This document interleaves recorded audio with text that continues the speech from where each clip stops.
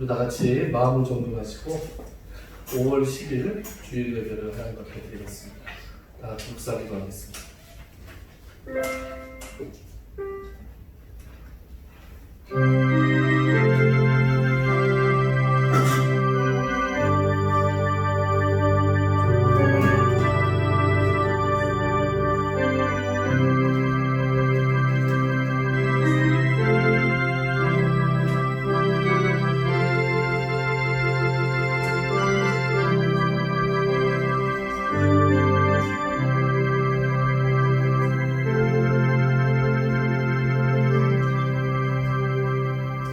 야곱의 하나님이여, 주께서 꾸짖으심에 병거와 말이 다 깊이 잠들었나이다. 주께서는 경외 받으시니 주께서 한 번 노하실 때에 누가 주의 목전에 서리이까? 주께서 하늘에서 판결을 선포하심에 땅이 두려워 잠잠하였나니 곧 하나님이 땅의 모든 온유한 자를 구원하시려고 심판하러 일어나신 때로다. 진실로 사람의 노여움은 주를 찬송하게 될 것이요 그 남은 노여움은 주께서 금하시리이다. 너희는 여호와 너희 하나님께 서원하고 갚으라.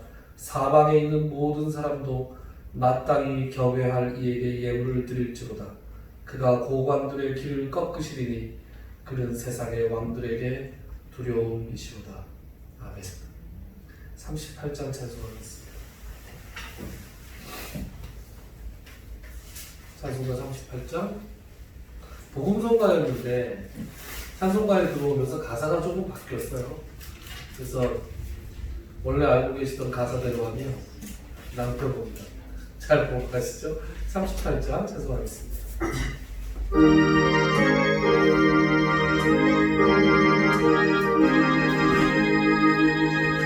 예수 우리 왕이여, 이곳에 오셔서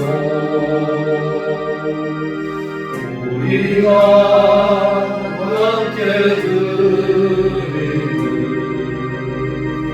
영광을 받아주소서. 우리는 주님의 백성, 주님은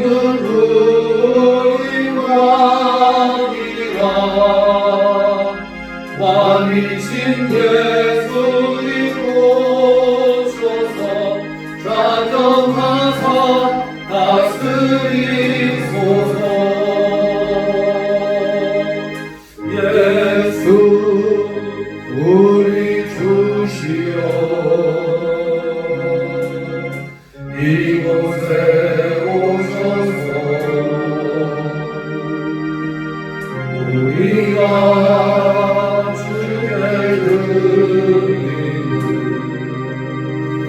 찬양을 받아주소서.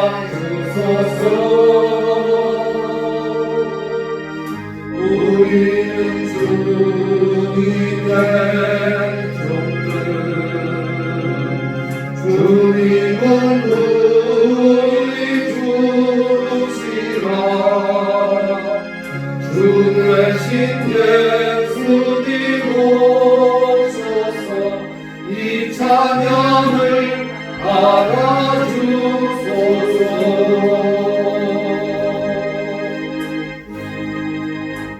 사도신경도 시간 고백하겠습니다.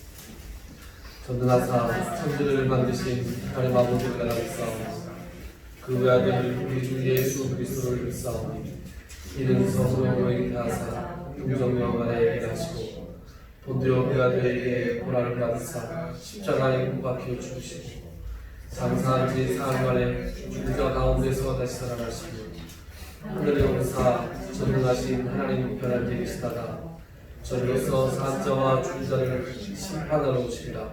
성령을 쌓으며 거룩한 공회와 성도가 서로를 토하는 것과 죄를 사유시는 것과 몸이 다시 사는 것과 영원히 사는 것을 믿사옵나이다. 아멘. 성시교독 하겠습니다. 성시교독 교독문 4번 시편 5편 하겠습니다. 교독문 4번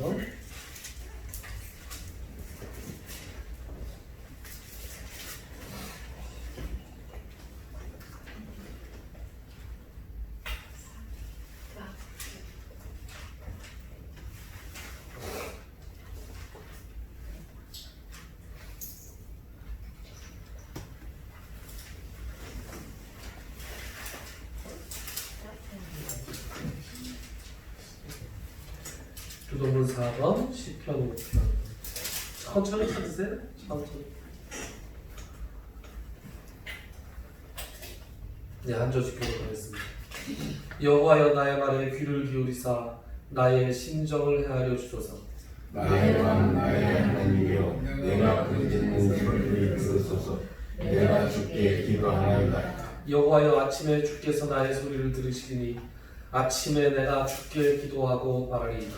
주는 죄악을 기뻐하는 신이 아니시니 악이 주와 함께 머물지 못하다. 오만한 자들이 주의 목전에 서지 못하리이다. 주는 모든 행악자를 미워하시며 거짓말하는 자를 멸망시키리이다. 여호와께서는 피 흘리기를 즐기는 자와 속이는 자를 싫어하시나이다. 오직 나는 주의 풍성한 사랑을 힘입어 주의 집에 들어가 주를 경외함으로 성전을 향하여 예배하리이다.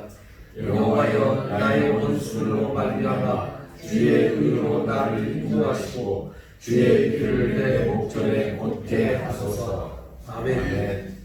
찬송가 143장 143장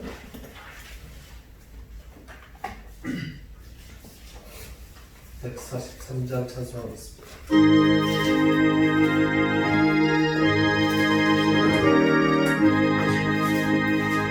웬 말인가 날 위하여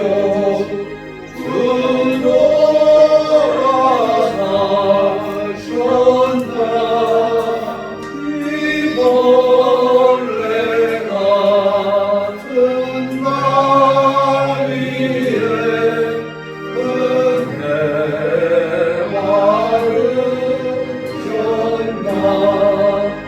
내 지은 죄 다 지시고 못 받기 졌으니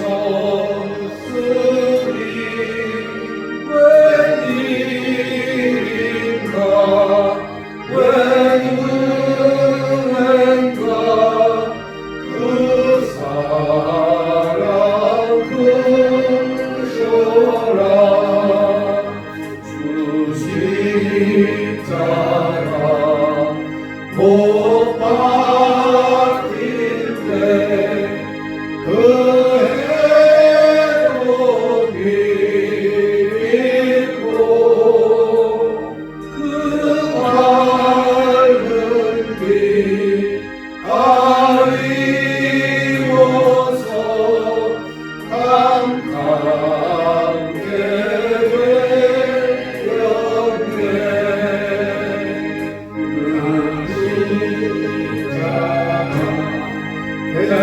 대할 때에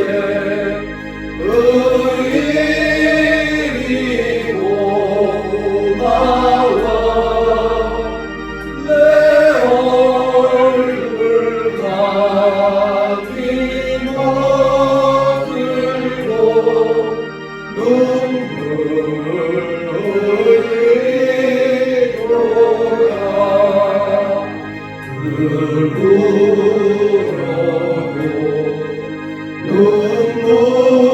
눈물로서 못 갚을 줄 알아. 몸밖에 드릴 것 없어. 이 몸까지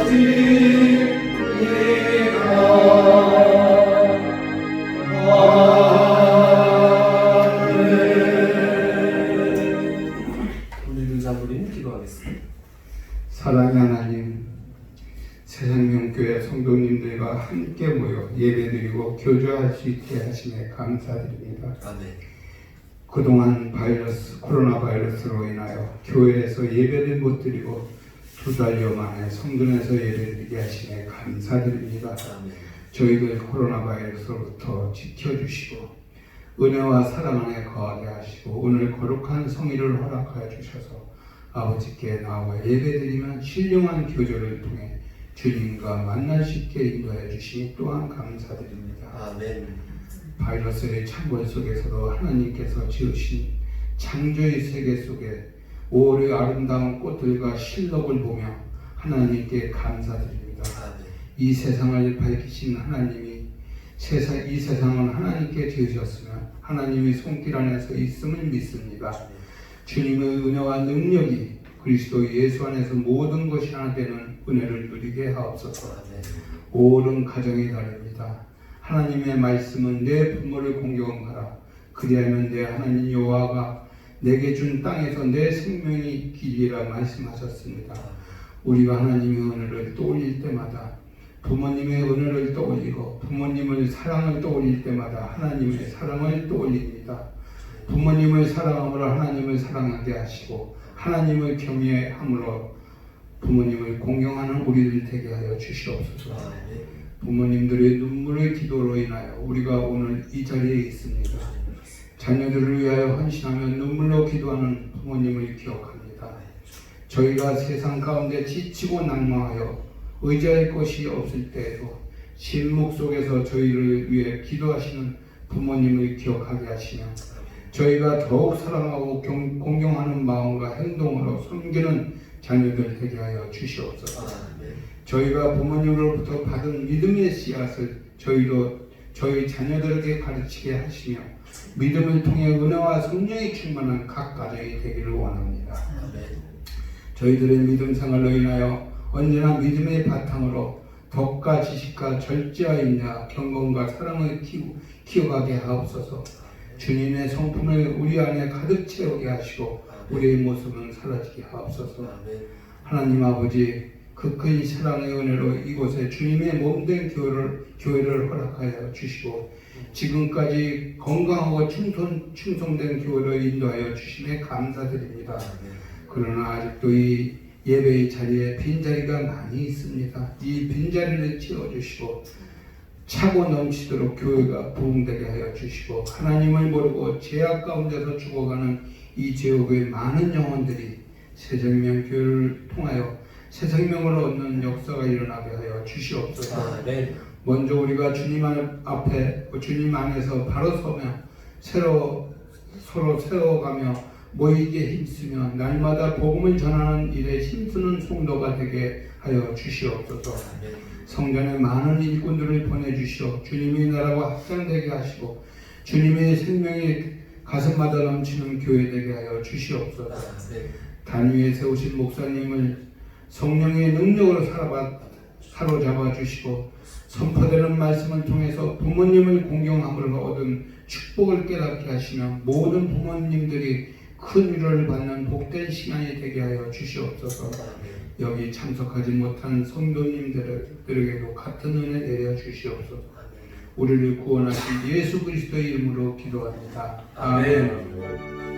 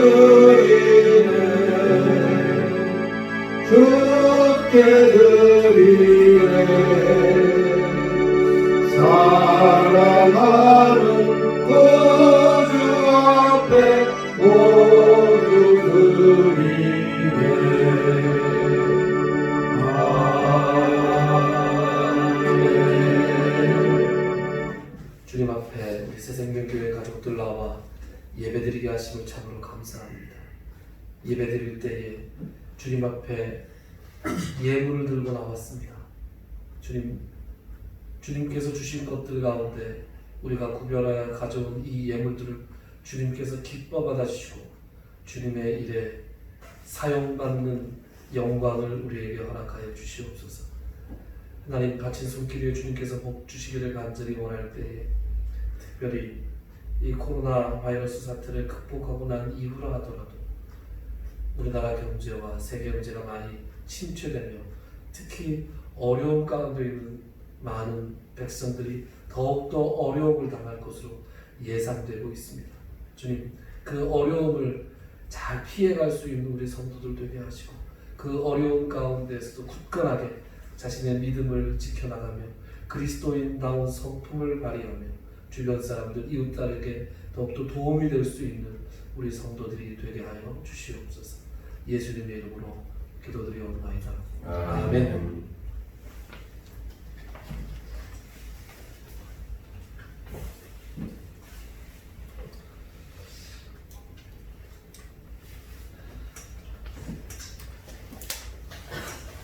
오랜만에 보는 얼굴들이 더 늘었으면 좋겠네요. 반갑고요. 완전체가 돼서 예배드릴 수 있으면 좋겠습니다. 특별히 지난주에 이어서 광고를 하나 드릴 것은 이번 주 말고요, 다음 주부터 주중에 수요 예배와 금요 예배를 재개합니다. 그러니까 많이 기도를 좀 준비해 주시고 수요일과 금요일 때에도 많이 참석하셔서 은혜 받을 수 있으면 좋겠습니다.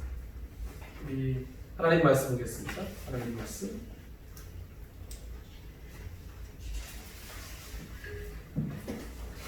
베드로전서 1장 하나님 말씀 베드로전서 1장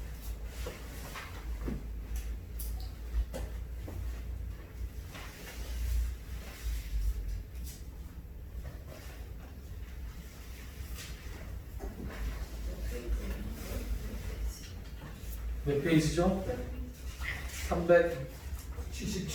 377페이지요. 베드로전서 1장 17절부터 21절까지.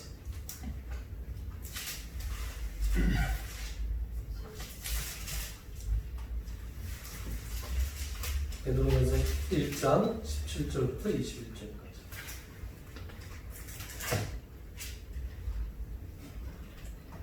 찾으셨습니까? 네, 찾으셨으면 한 절씩 교독하겠습니다. 외모를 보시지 않고 각 사람의 행위대로 심판하시는 일을 너희가 아버지라 부르지. 너희가 나그네로 있을 때를 유혹으로 지내라. 너희가 너희와 너희 조상이 물려준 헛된 행실에서 은이나 그같이 같은 것을 행하시고 오직 그름 없고 점 없는 어린 양 같은 그리스도의 보배로운 피로 된 것이니라. 그는 천사적이고 위대한 이 말씀에 너희를 위하여 만나주셔서 너희는 그를 죽은 자 가운데서 살리시고, 함께 읽죠. 너희는 그를 죽은 자 가운데서 살리시고 영광을 주시는 하나님을 그리스도로 말미암아 믿는 자니 너희 믿음과 소망이 하나님께 있게 하셨느니라. 아멘. 오늘은 특송이 있습니다. 오늘 특송 아시죠?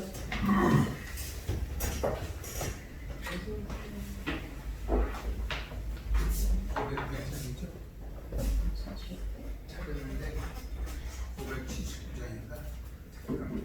피아노 안 쳐. 근데 오늘 피아노 찾지 참 반주 좀 해달라고 하시죠. 579장이에요. 그거 몇 장? 아시겠어요? 어머님 문자가 579. 579 579장이요? 579. 잘 모르는 아, 그러면 그냥 이걸로 네, 있습니다. 579장.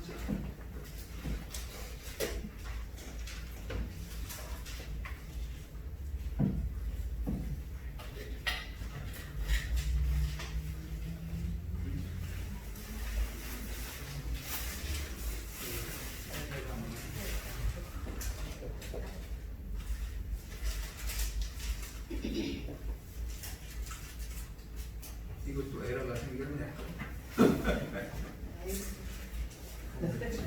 아니, 그렇구만. 천천히 하시죠. 천천히 하시죠.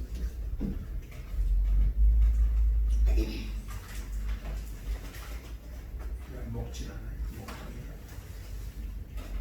해볼까요? 네. 반주가 하신다고요?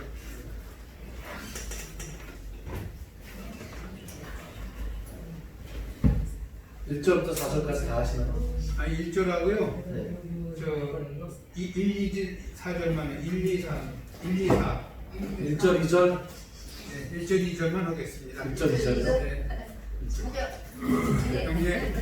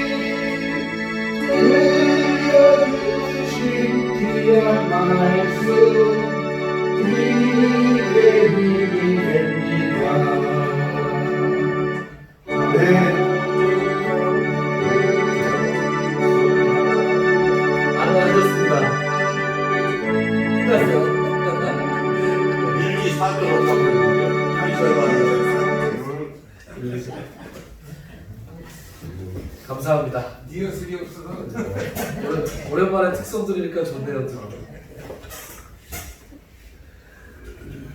우리가 지금 베드로전서 1장 17절부터 21절까지 말씀을 세 번째 살펴보고 있습니다. 하나님은 사람을 외모로 보시지 않는다.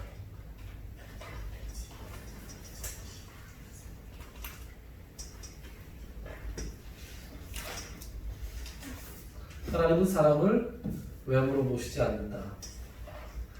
하나님은 그러니까 공평무사하시다. 하나님은 선입견과 편견을 가지고 사람을 판단하시지 않으신다. 그래서 그 선입견과 편견으로 인해서 사람의 마음을 억울하게 하시는 일이 없으시다. 그랬습니다. 하나님은 사람을 외모로 보시지 않고 하나님은 각 사람의 행위대로 심판하십니다. 각 사람의 행위대로 심판하신다. 사람을 봐가면서 심판하시지 않습니다. 그 사람이 누구이든 간에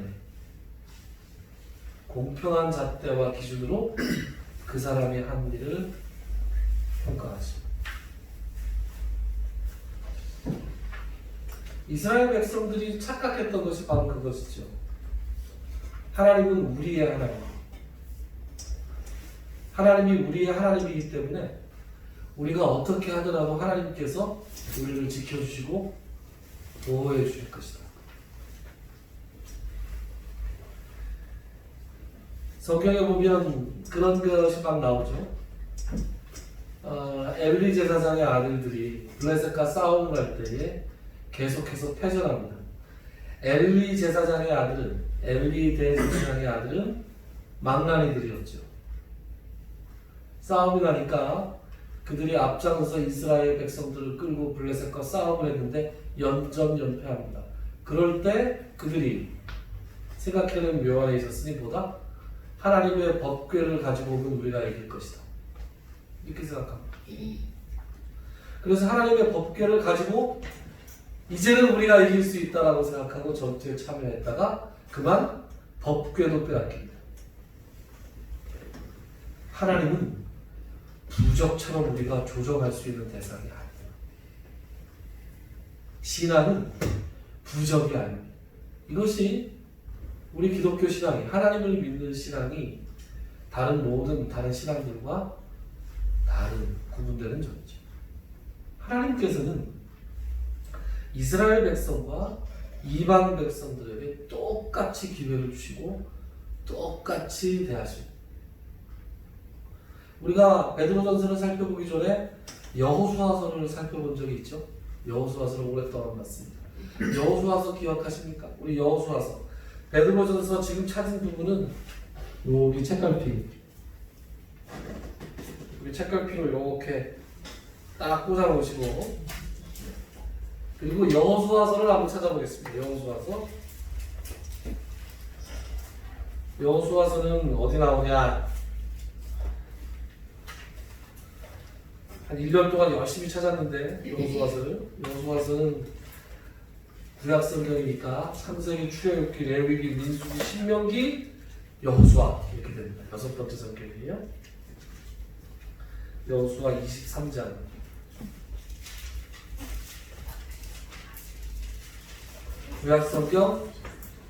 구약성경 355페이지.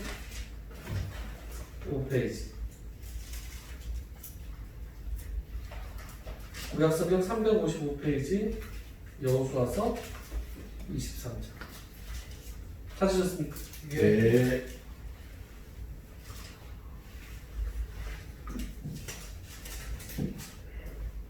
여호수아가 가나안 정복 전쟁을 마친 다음에 이스라엘 백성들에게 유언을 남기고 있습니다. 이제 이 말 한 다음에 여호수아는 하늘나라로 가는 거예요. 여호수아가 마지막으로 남긴 말을 우리가 다시 한번 살펴봅시다. 23장 6절부터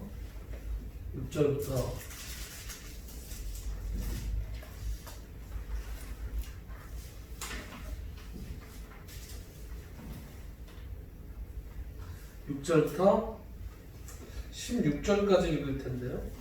길죠? 예. 제가 빨리 읽겠습니다. 눈으로 한번 따라오세요. 눈으로 따라오세요. 6절부터 14절까지 제가 빨리 읽고 15, 16절은 여러분들과 함께 읽겠습니다. 읽어볼게요. 그러므로 너희는 크게 힘써 모세의 율법책에 기록된 것을 다 지켜 행하라. 그것을 떠나 우로나 좌로나 치우치지 말라. 너희 중에 남아있는 이 민족들 중에 들어가지 말라. 그들의 신들의 이름을 부르지 말라. 그것들을 가리켜 맹세하지 말라. 또 그것을 섬겨서 그것들에게 절하지 말라. 오직 너희의 하나님 여호와께 가까이 하기를 오늘까지 행한 것 같이 하라. 이는 여호와께서 강대한 나라들을 너희 앞에서 쫓아내셨으므로 오늘까지 너희에게 맞선 자가 하나도 없었느니라. 너희 중 한 사람이 1000명을 쫓으리니 이는 너희의 하나님 여호와 그가 너희에게 말씀하신 것 같이 너희를 위하여 싸우신다. 그러므로 스스로 조심하여 너희의 하나님 여호와를 사랑하라. 너희가 만일 돌아서서 너희 중에 남아있는 이 민족들을 가까이 하여 더불어 홀이라며 서로 왕래하며 확실히 알라. 너희의 하나님 여호와께서 이 민족들을 너희 목전에서 다시는 쫓아내지 아니하시리니 그들이 너희에게 올무가 되며 덫이 되며 너희의 옆구리에 채찍이 되며 너희의 눈에 가시가 되어서 너희가 마침내 너희의 하나님 여호와께서 너희에게 주신 이 아름다운 땅에서 멸하리라. 보라, 나는 오늘 온 세상이 가는 길로 가려니와 너희의 하나님 여호와께서 너희에게 대하여 말씀하신 모든 선한 말씀이 하나도 틀리지 아니하고 다 너희에게 응하여 그 중에 하나도 어김이 없음을 너희 모든 사람은 마음과 뜻으로 아는 바라. 함께 읽죠? 너희의 하나님 여호와께서 너희에게 말씀하신 모든 선한 말씀이 너희에게 임한 것 같이 여호와께서 모든 불필요한 말씀도 너희에게 임하게 하사 너희의 하나님 여호와께서 너희에게 주신 이 아름다운 땅에서 너희를 멸절하기까지 하실 것이다. 만일 너희가 너희의 하나님 여호와께서 너희에게 명령하신 언약을 범하고 가서 다른 신들을 섬겨 그들에게 절하면 여호와의 진노가 너희에게 미치리니 너희에게 주신 아름다운 땅에서 너희가 속히 멸망하리라 하니라. 아멘. 아멘. 여러분, 가나안 땅에는 원래 아모리 족속이라는 족속들이 살고 있었습니다. 빈 땅이 아니었어요. 그 가나안 땅에 하나님께서 이스라엘로 하여금 그 가나안 땅에 들어가게 해서 그 땅을 차지하게 하십니다. 그 땅을 차지하게 하는 내용이 쭉 나오는 것이 여호수아서. 그러면 거기 있는 아모리 족속들을 하나님께서 들어가면서 이스라엘로 하여금 다 싹 멸하라라고, 다 죽여 없애라라고 이렇게 명령하십니다. 학자들은 와, 하나님이 도대체 왜 이스라엘에게 이렇게 이스라엘에게만 특별한 은혜를 주십니까? 아모리 족속은 그러면 뭔가 복잡하고 어려운 얘기라 길게 얘기하게 되겠지만 짧게 요약을 하면 이스라엘은 가나안 땅에 살고 있었던 아모리 족속의 죄를 심판하는 도구로 사용된 거예요. 하나님께서는 젖과 꿀이 흐르는 가나안 땅을 이스라엘에게 주시기 위한 목적과 더불어 그곳에 살고 있었던 원래 주인인 아모리 족속의 죄를 심판하시기 위해서 이스라엘을 그 도구로 삼으시는 거예요. 그러니까 그 두 가지가 다 맞물려 있습니다. 멀쩡하게 잘 살고 있는, 아무 문제가 없이, 죄악 없이 하나님 보시기에 아무런 문제 없이 살고 있는데 그 땅을 내가 택한 백성이라고 탁 선택해서 그 자리에 탁 심으신 게 아니에요. 하나님께서 아브라함에게 약속하실 때 내가 네가 보는 이 땅을 너에게 줄 것인데, 가나안 땅을 이야기하면서 이 땅을 줄 것인데 400년 후에 아모리 족속의 죄악이 관영해지면 그때 너희 자손들이 이곳에 돌아올 것이다, 이렇게 말씀합니다. 그러니까 가나안 땅에 들어가는 이스라엘은 한편으로는 가나안에 살고 있었던 아모리 족속의 죄를 심판하는 하나님의 칼이었어요. 그리고 나서 지금 여호수아를 통해서 하나님께서 분명히 밝히시는 것이 뭐냐 하면, 여기서 이제 내가 너희들에게 이 젖과 꿀이 흐르는 땅을 주는데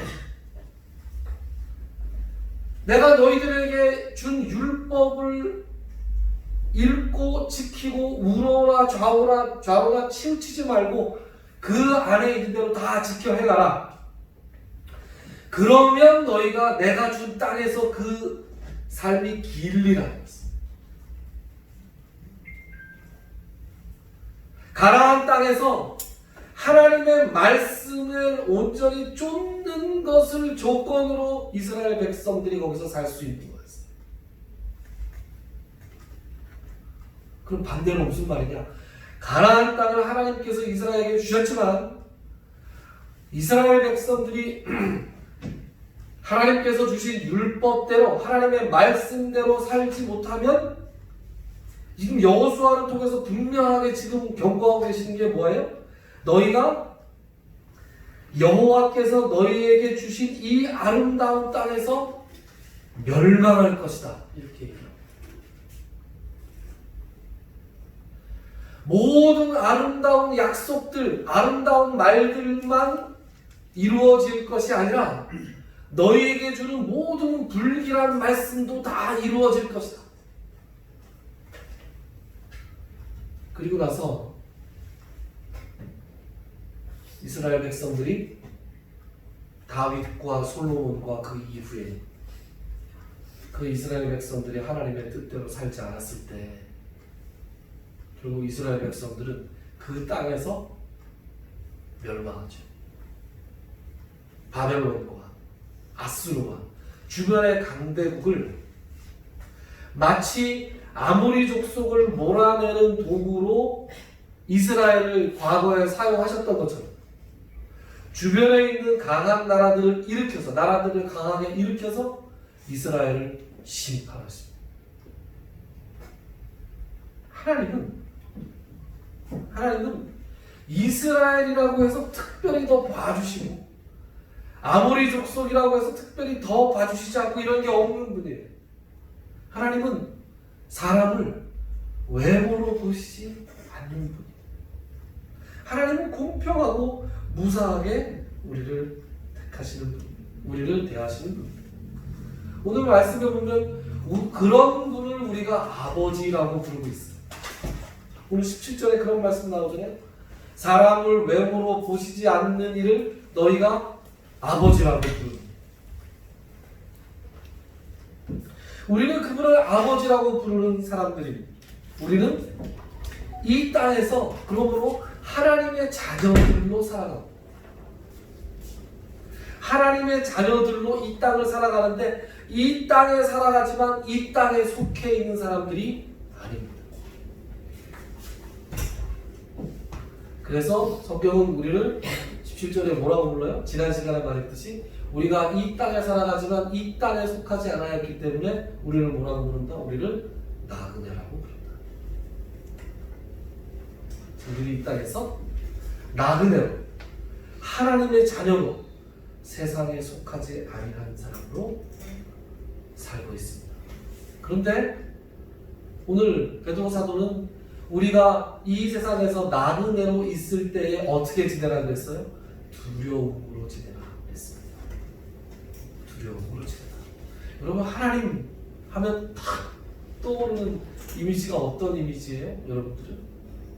보통 사랑의 하나님, 은혜로운 하나님, 자비로우신 하나님. 네, 맞습니다. 하나님은 인자하시고 자비로우시고 노하기를 더디하시고 맞습니다. 그러나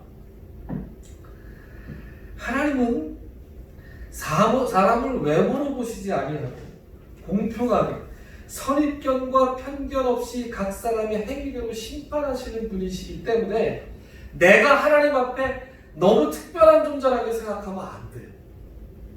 이게 함정입니다. 하나님이 나를 구원해 주셨어요. 하나님이 나를 자녀로 삼으셨어요. 물론 내가 특별한 존재입니다. 그러나 내가 어떻게 해도 상관이 없다는 뜻은 아니에요. 하나님의 자녀가 되었고 하나님께서 나를 구원하셨으면 이 구원이 어떻게 이루어지는 것인가를 알고 두려워할 수 있어야 됩니다. 여기에 보면 이런 말씀이 나오죠. 18절과 19절. 우리가 17절을 세 번째 살펴보고 있는데 드디어 18절과 19절을 나갑니다. 18절과 19절. 베드로전서 1장 18절과 19절 제가 읽을게요. 너희가 알거니와 너희 조상이 물려준 헛된 행실에서 대속함을 받은 것은 은이나 금같이 없어질 것으로 된 것이 아니요 오직 흠없고 점없는 어린 양 같은 그리스도의 보배로운 피로 된 것입니다. 여러분 여기 대속이라는 말이 나오죠. 대속이라는 말에 동그라미를 한번 쳐보십시오. 펜이 있으시면 동그라미를 한번 쳐보세요. 대속. 여러분 대속이 무슨 말입니까? 대속은 다른 말로 하면 구속입니다. 뭐야? 구속? 21세기 대한민국에서 구속이라는 말은 붙잡혀 간다는 게 구속이죠.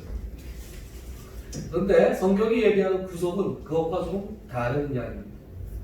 구속이라고 하는 말은 대속이라고 하는 말은 원래 노예시장에서 쓰던 말이에요.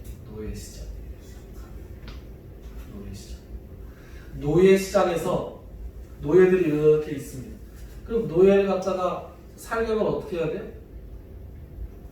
돈을 내야죠. 돈을 내야죠. 예. 그 돈을 뭐라고 불렀냐면 속전이라고 불렀습니다. 대속이라는 말은 돈을 주고 노예를 사는 것을 대속이라는 말로 했습니다. 그러니까 구속한다, 대속한다는 말은 돈을 주고 노예를 산다는 뜻입니다.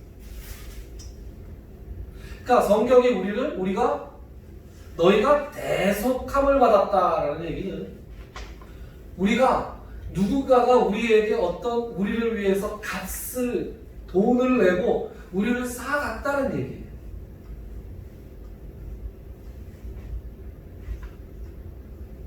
노예는 돈을 주면 살 수 있습니다. 속전이라고 하는 돈을 내면 그 노예가 아무리 가치가 있는 노예라도 비싼 돈을 내고 살 수 있었습니다. 그런데 오늘 베드로 사도는 뭐라고 해요? 너희가 알거니와 너희가 대속함을 받은 것은 은이나 금같이 없어질 것으로 된 것이 아니다. 그러니까 은이나 금같이, 즉 세상에 속한 돈으로 산 것이 아니다라고 얘기합니다. 우리가 죄의 노예 상태에 놓여 있을 때 하나님께서 우리를 돈을 주셨는데 어떤 대가를 치셨냐? 어떤 돈, 어떤 대가를 치르셨느냐? 그리스도의 피라는 대가를 치르셨다. 하나님이 우리를 죄의 노예 상태에 노예 상태에 놓여 있는 우리를 그 죄에서 끄집어내실 때에 값을 치르셔야 되는데 그 값은 바로 예수 그리스도의 피였습니다. 여기서 뭐라고 얘기합니까? 오직 흠 없고 점 없는 어린 양 같은 그리스도의 보배로운 피로 될 것이다.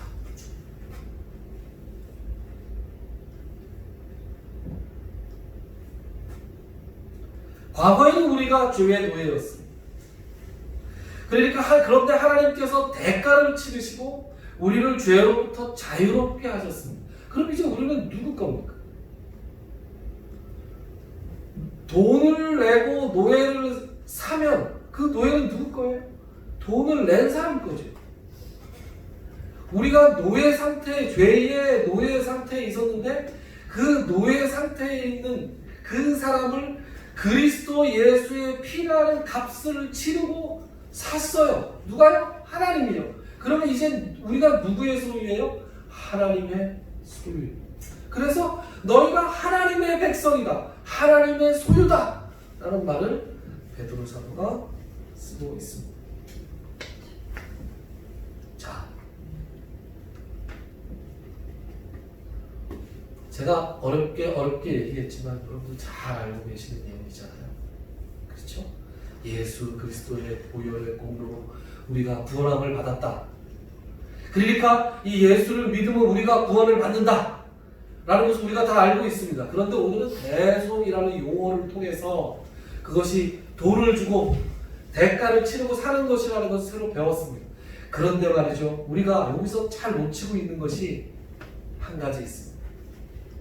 어떤 걸 놓치고 있냐면 하나님의 성품이에요. 하나님은 어떤 분이시냐? 하나님은 그냥 넘어가는 게 없는 분이세요. 하나님은 철저한 분이세요. 하나님은 집요한 분이세요. 그래서 하나님은 우리를 너무 사랑하셔서 우리와 화해를 하고 싶은데 우리의 죄 때문에 하나님과 우리가 화해를 할 수가 없는 거예요. 그래서 하나님이 어떻게 하셨다고요?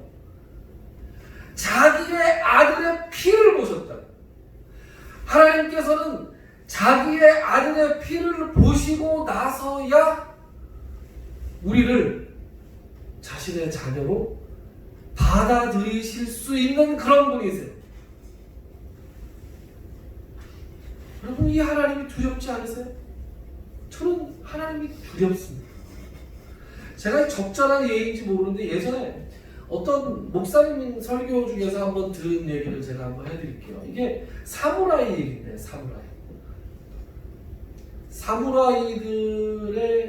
사무라이 정신을 가르치기 위해서 그 사무라이들이 써놓은 그 책들이 있는데 일본말로 뭐라 하는데 까먹었어요. 근데 거기에 이제 나오는 한 토막의 얘기입니다. 어떤 옛날에 굉장히 가난한 사무라이가 하나 있었는데, 가난한 사무라이가 있고 그 사무라이에는 아들이 하나 있었는데 그 사무라이의 가난한 집이 마치 떡집 옆에 있었대요. 근데 어느 날 이 떡집 주인이 사무라이 아들의 귀를 이렇게 귀를 잡아서 끌고 와서 당신 아들이 우리 떡을 훔쳐 먹었습니다. 그러니까 당신이 떡값을 내야 되겠다. 사무라이가 그래? 아들한테 묻습니다. 너 떡을 먹었냐? 안 먹었습니다, 아버지. 안 먹어도 되잖아. 그렇게 무슨 소리 하는 거냐고. 얘가 지금 떡을 먹었다는 걸 본 사람들이 많다고. 본 사람이 있는데 쓸데없는 소리 하지 말고 빨리 떡을 내놔라. 그러고 보니까 오늘 아침 와서 떡을 맛있게 먹었네요. 다시 묻습니다. 당신이 분명히 들었냐? 들었다. 아들한테 다시 묻습니다. 이 사람이 들었다고 하는데 네가 떡을 먹는 게 맞냐? 아버지, 저는 절대로 떡을 먹지 않았습니다. 그래? 갑자기 사무라이가 칼을 딱 뻗더니 아들의 배를 쫙 갈라서 내장을 벌려서 떡이 없잖아. 이렇게 얘기했다는 거예요. 21세기 대한민국 사람들한테 아들의 배를 갈랐다는 얘기도 참 크게 들리겠죠. 근데 떡 장사는 어땠겠어요? 자기 아들의 배를 가르고 떡이 없지 않냐? 그랬을 때 제가 보기엔 떡 장사는 부들부들 떨었을 거예요. 부들부들 떨고 그 다음에 저 칼이 어디로 오겠어요? 떡장사한테 오죠. 떡 장사한테 가는 거죠. 사무라이 얘기는 그 다음에 그 칼이 떡 장사한테 갔고 그 다음에 그 칼은 그 사무라이의 배로 가서 할복을 하고 죽었다. 뭐 이렇게 되어 있습니다. 무시무시한 얘기죠. 결백함을 증명하기 위해서 아들의 배를 가르는 사무라이.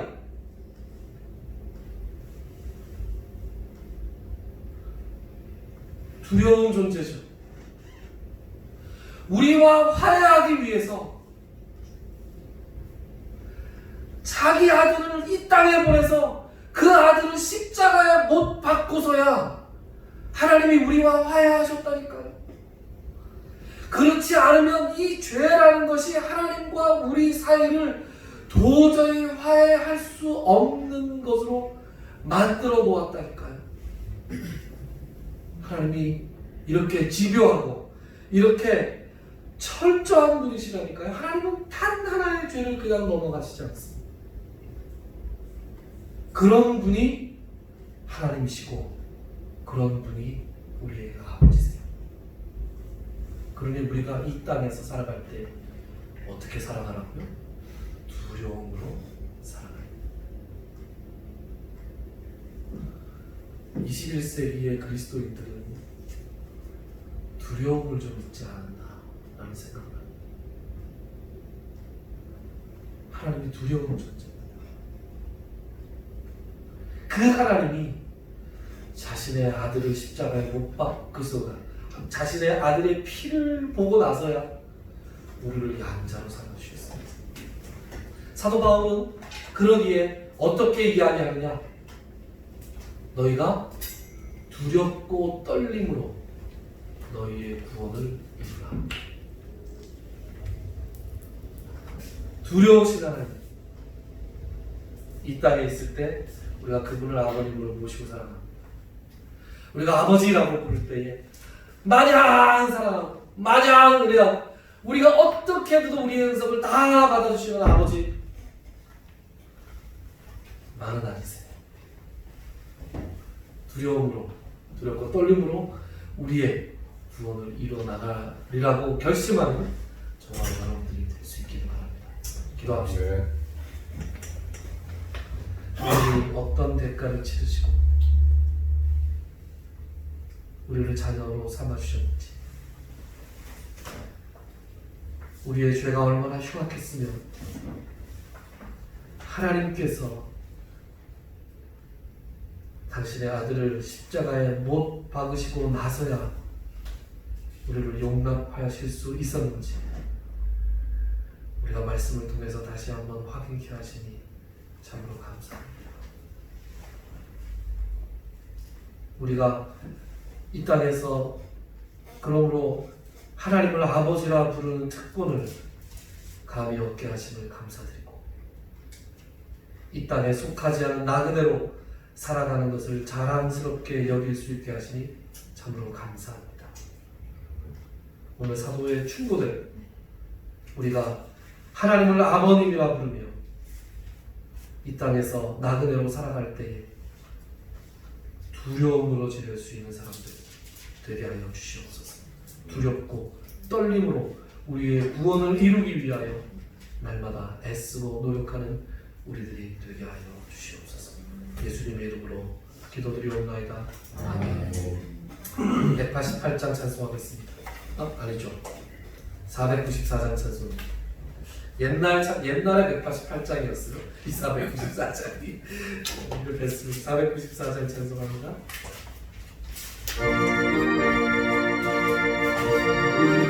너무 좋아하는 찬송입니다. 만세 반성 열리니 내가 들어갑니다. 장의 허리 상하여 물과 피를 흘리고 내게 영원 되어서 정결하게 하소서. 내가 몸을 세우나 은혜 받지 못하네. 쉼이 없이 힘쓰고 눈물 흘린 나누나 구속 못할 죄인을 예수 홀로 속하네. 긴 손 들고 앞에가 십자가를 붙드네. 의가 없는 자라도 뽑아주신 바라고 생명샘에 하나님 나를 씻어주소서. 살아 생존 숨쉬고 그곳에 산 떠나서 거룩하신 주 앞에 눈말 심판 당할 때 만세 반성 열리니 내가 들어갑니다.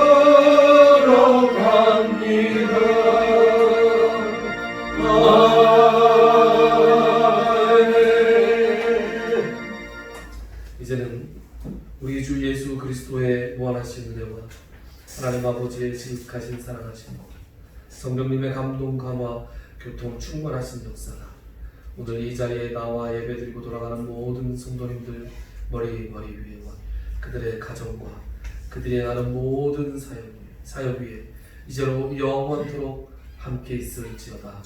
아멘.